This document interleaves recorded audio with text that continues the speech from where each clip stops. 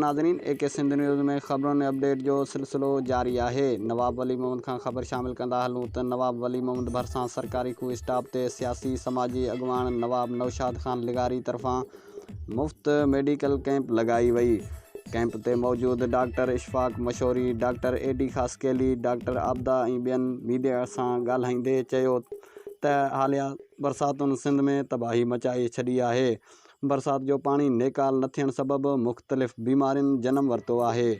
उन मौक़े ते सियासी समाजी अॻवान नवाब नौशाद खान लिगारी ऐं ॿियनि मीडिया सां ॻाल्हाईंदे चयो त सिंध में हिन वक़्तु मुख़्तलिफ़ बीमारियुनि सबबि कई माण्हू दवा न वठण सबबि फ़ौत थी विया आहिनि।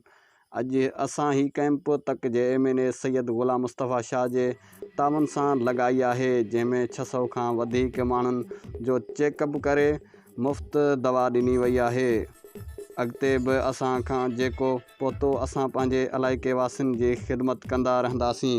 उन ई मौक़े ते ज़िले councillor Punhal Khan Solanki, press club जो नायब सदर कादिर बख्श खोरखानी पिणु मौजूद हुआ।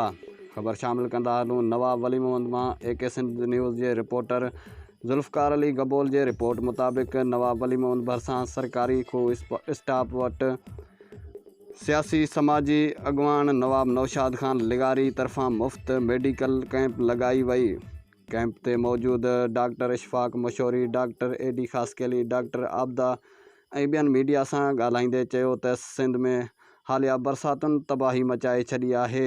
बरसात जो पाणी नेकाल न थियण सबबि मुख़्तलिफ़ बीमारियुनि जनम वरितो आहे। उन मौक़े ते समाजी अॻवान नवाब नौशाद खान लिगारी ऐं ॿियनि मीडिया सां ॻाल्हाईंदे चयो त सिंध में हिन वक़्तु मुख़्तलिफ़ बीमारियुनि सबबि कई माण्हू दवा न वठण सबबि फ़ौत थी विया आहिनि। अॼु असां ही कैंप तक जे MNA सैयद ग़ुलाम मुस्तफ़ा शाह जे तावन सां लॻाई आहे, जंहिंमें 600 खां वधीक माण्हुनि जो मुफ़्त चेकअप करे मुफ़्त दवा ॾिनी वई आहे।